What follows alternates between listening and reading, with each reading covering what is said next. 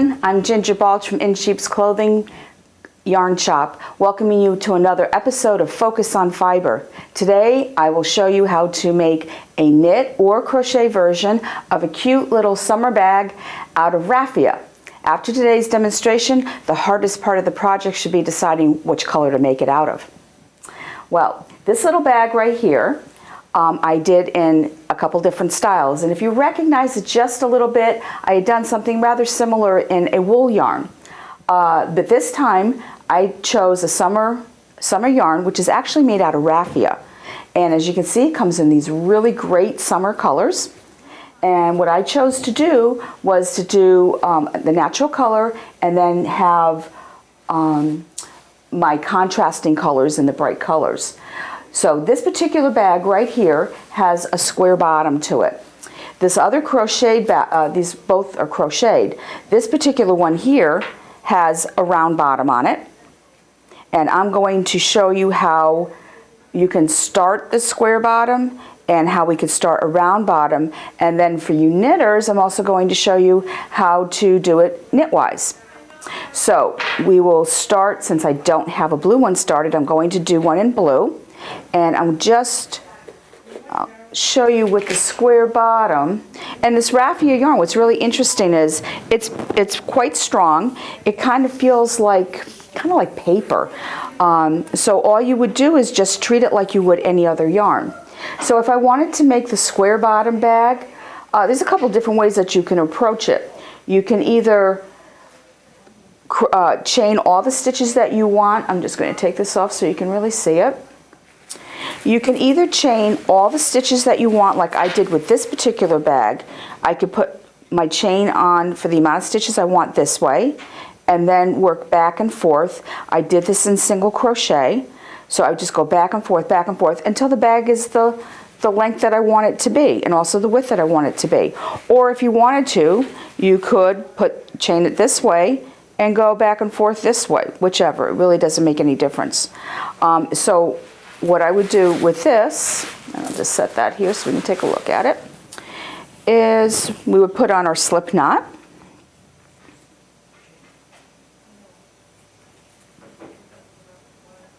And then we just chain however many stitches that we want this bag to be. And for demonstration purpose today, we'll just put a small amount on, make like a little miniature bag. So there's our chain, and then all you would do is to single crochet, is to go into the chain and just do a single crochet across your chain. And as you can see, the yarn works up very easily. And I'm using a J hook on this.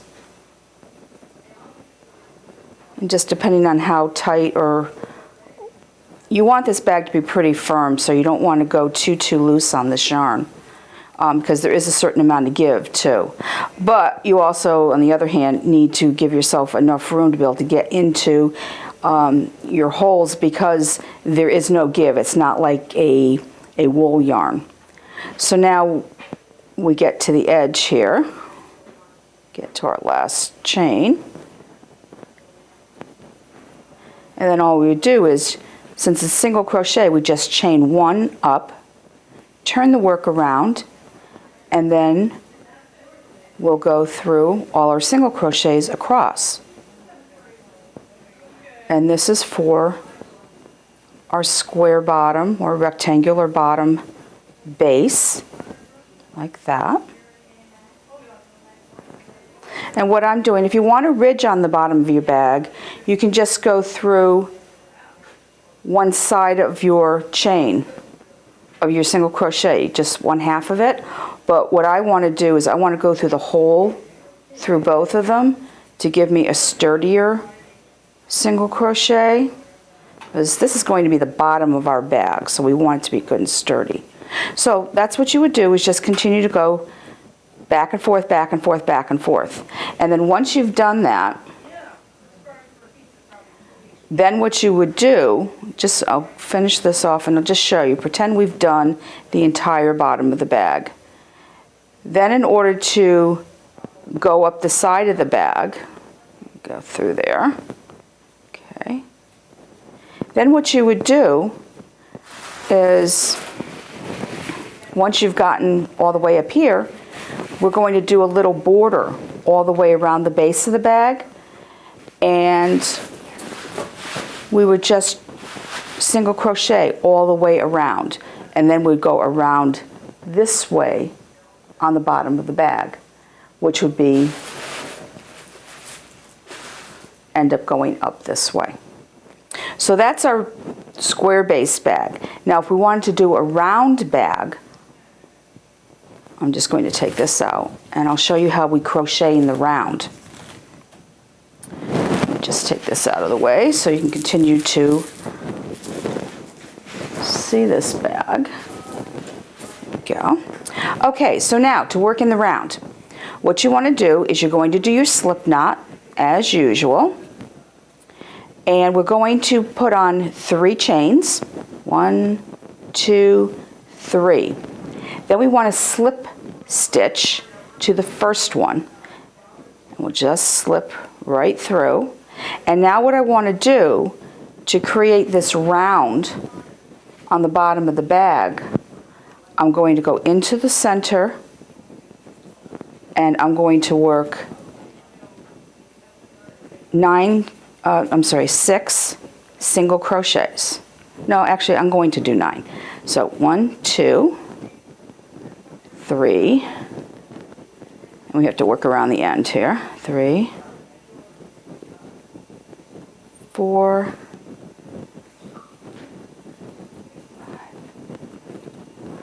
6. Now, if that hole looks like it's getting kind of big, it is, but then all you have to do is just kind of pull tight on your tail and it closes it up. And then when we're done with the bag, we'll just take a tapestry needle and close that up and we're good to go. Now, because we're working in the round, we really want to make sure that we don't lose track of where our beginning and end is. So what we would do is just take a marker, and I had one here, and I'm going to put the marker right where our beginning chain was. Now, we need to increase around and around to create the bottom of the bag. So what I'm going to do now is, I have 9 stitches on here. I'm going to increase by doing 2 single crochets in each single crochet that I made. So that means I had 9, so I'll have 18 when I'm done. So that's 2 all the way across. So that's 2 in one, and then 2 in the next. We just keep doing that all the way around.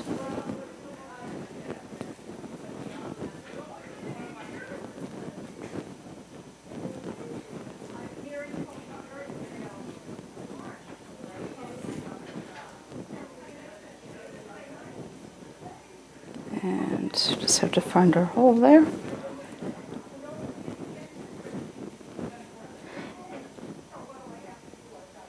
And this really, the raffia really isn't hard to work with. It just feels a little different than your normal wool or even your cotton yarns. Now I'm right back to where my marker is. So what I want to do at this point is, I'm just going to make a slip stitch like that.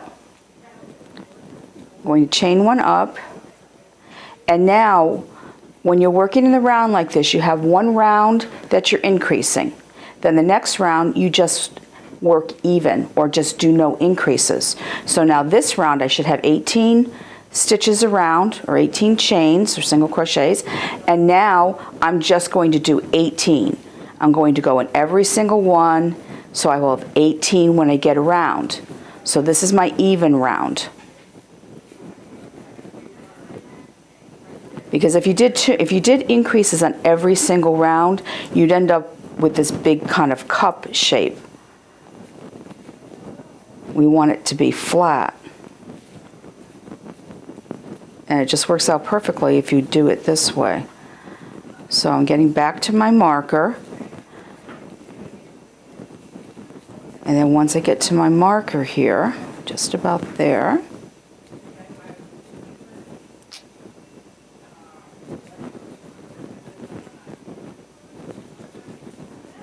okay, there's my marker. So I'm going into my last single crochet. I'm going to slip stitch, chain 1, and now what I would do, instead of, so I worked 18 even, so now what I would do is I would go 1, I would work 1 single crochet and then increase in the next one. So I would do 2 in the next one. Then I would do 1 in the next one and then increase in the next one. And I would do that all the way around. And then the following round, once I got to that, then I would just work another even round. So you have an even round, an increase round, an even round, an increase round. So then the next increase round would be 2 single crochets, increase, 2 single crochets, increase. And that will just keep following like that. You go from 2 increases, 2 single crochets, increase, then you'd go 3 single crochets, increase, 4 single crochets, increases. And you would keep doing that until you get it to the width that you want the base of your bag to be. And then once you've done that, you can either continue in the same color or you can change colors. Now this particular bag, what I did was to kind of create an edging, I did a round of double crochet right here. Just double crochet in every single crochet that I did. And then once I did that, then I changed to my natural color. And then I started my, that V-stitch that I like so much, the one that I used for the previous bag. And I just did that all the way around. And then I do that until it's the desired height of the bag. And then I finish off by doing a contrasting color. Row of double crochet and then a couple rows of single. And then I'm done. And then I have the little way that I did this. I happen to have a little bangle here. I just did a little chain, attached it to the back, put this on here, and it gives it some weight, looks really pretty, and kind of helps keep the bag closed, as you can see right here. So that's the crocheted version for the bottoms of the bag. Now, if you're going to knit the bottom of the bag, what you would do, and we'll just reuse this. Just take this out. This is a great thing about crochet. It just rips out really, really easy. Okay, so if you're going to do, again, the square base on your bag, what you would do is cast on the amount of stitches that you would want for your bag, going either way, either the short way, the long way. And then I would use garter stitch, just knitting every row, and then just make it the size that you want. And then once you've done that, then you would pick up along the base of your bag and then just knit around. Now, if you wanted to do a round bottom bag, like our crocheted one, we can do that knit-wise as well. But we would need to use double-pointed needles, and I'll show you how to do that. Okay, so it works the same idea as the crochet. We put our slip knot on. And what I'm going to do this time is I'm going to cast on, let's see, we'll cast on our 9 stitches, which isn't going to be enough.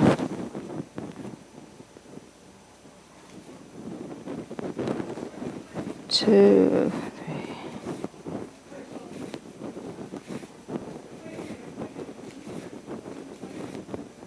2, 4, 6, 8, 9. Okay, so now with the double pointed needles, you'll be working with 3 needles.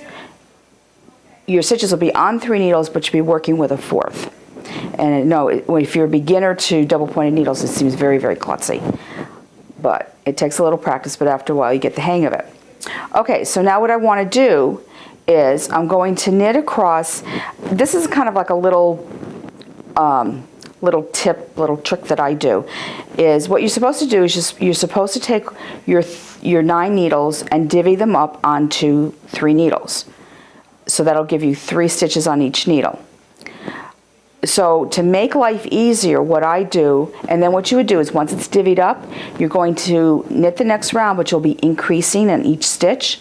So I figured it's way easier to just have my 9 stitches on one needle, and then let me increase. And then to increase, what I'm doing is I knit into the front of the stitch, and then knit into the back of the stitch. So there's 2 stitches. And then again, knit into the front of the stitch, and then knit into the back of the stitch, and then knit into the front and the back of the next stitch.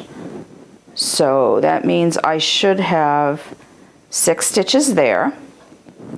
And now I'll take my second needle, and I'm going to do the same thing. I'll just kind of leave this one hanging out there. So I'm going to knit into the front of that stitch and the back of that one.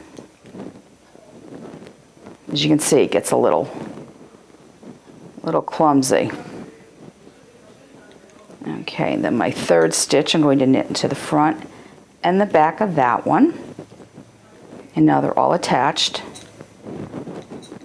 Believe me, this is way easier than trying to start out with just a few stitches and increasing as you're moving them. There we go.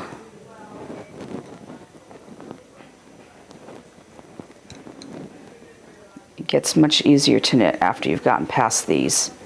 And I think this one I didn't increase.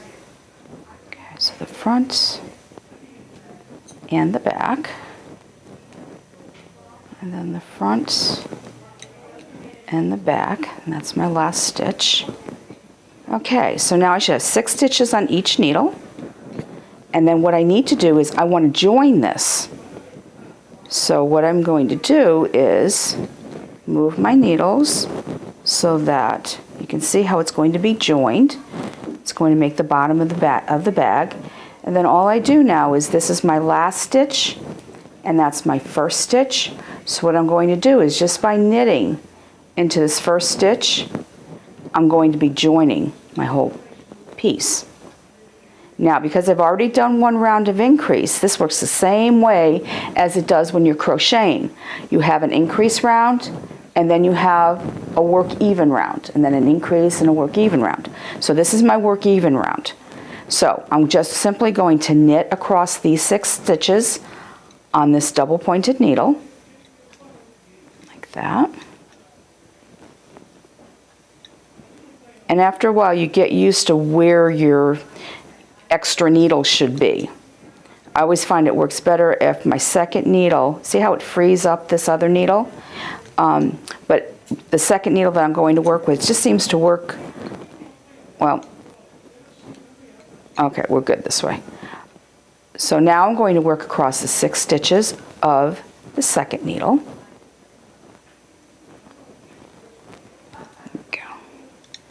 Some of these are they're the increased stitches, so they're a little harder to get into. After this round, it'll be just so much easier. Okay, so see how, again, frees up my needle. And now I'm going to work on my third and last needle.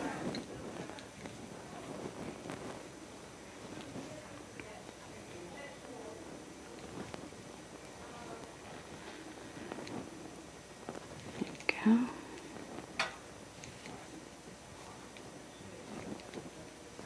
go. Okay, so there, freed up the other needle.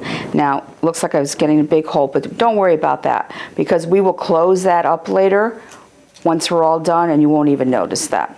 So now, all we're going to do, first of all, this tail will help us know where our beginning and end is, but after you start knitting for a while and it goes out further, you'll probably want a marker. So again, we take our marker, and I'm just going to put it right here, so I know this is my beginning and my beginning. This is my first needle. So now we've gotten past our first even round. So now what we're going to do is we'll knit 1 stitch on the first needle, and we'll increase into the second stitch. Okay, work another stitch and then increase into the second one. And if this seems a little familiar, it's just like the crochet version. So we're going to knit the next stitch and then increase on that last stitch on the needle. Just like that.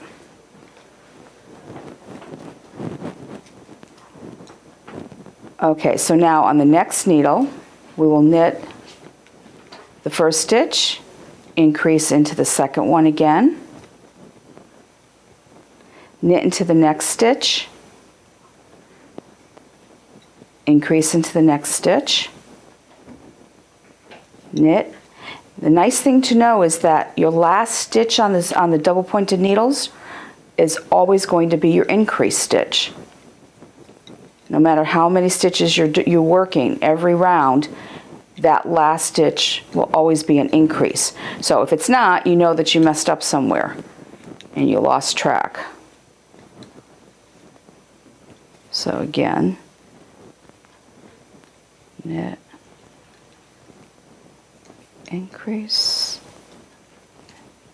knit, and this is my last, the third needle. So that means this is my last, and there's my marker. So this was my last round of increase. So then my next one would be just work even. And you'll just continue in this manner, exactly the same way as we did with the crochet bag. And when it's the desired length, then you can finish. Then you're finished increasing. And then what I usually do when I'm doing a knit bag like this, before I go, now, okay, I'm doing this stockinette. You could do garter stitch if you wanted to, but I think that would be a little bit trickier, because when you're doing garter in the round, one row is knit, one row is purl, row is knit, one row is purl in order to get that garter, because you're working in the round and you're not turning your work back and forth. So it's probably easiest just to keep it in the knit stitch. Once I've gotten the desired width of the bottom, what I would do is do 1 or 2 purl rounds, just so that it gives me kind of an edge. And then I can proceed on to either stockinette or garter stitch, or whatever stitch that you might want your knitted bag to be. And then when you get up to the top, again, you can choose to do a nice little border on the top in a contrasting color. So that finishes the bottom of the bag for the knitted one. And then as far as finishing your bag, like I did with the crochet, all I did was along the edge of the bag. Now this one here, I'm still debating about what kind of handle I should put on this one. This one, as you can see, it's a little shoulder bag. And that was very simple to do, because what I did was I folded the bag in half like this, and then about 4 stitches, 4 chains I put on, and I just picked up the crochet hook, did as long as I wanted to, and then joined it at the other edge. So then I was done with the bag. This one I'm actually considering that maybe with these purchased handles, it might be really cute if I just sewed them on like this and made it just a little handle bag. So I'm kind of leaning that way. I think that's what I want to do. So now, once you've decided which color that you would want to make your bag out of, then you can go ahead and start your bag, and then I'll let you decide whether you want to go with long little handles like this, or you can even make little short ones. You can make 2 of these and 2 little short handles, or any kind of purchased handle would be really cute for this bag as well. So anyway, I'm very glad that I had the chance to spend time with you today, and I'm hoping that you enjoyed spending your time with me, and hopefully you'll be excited to start your own summer bag. So thank you again, and don't forget to have a focus on fiber. See you the next time.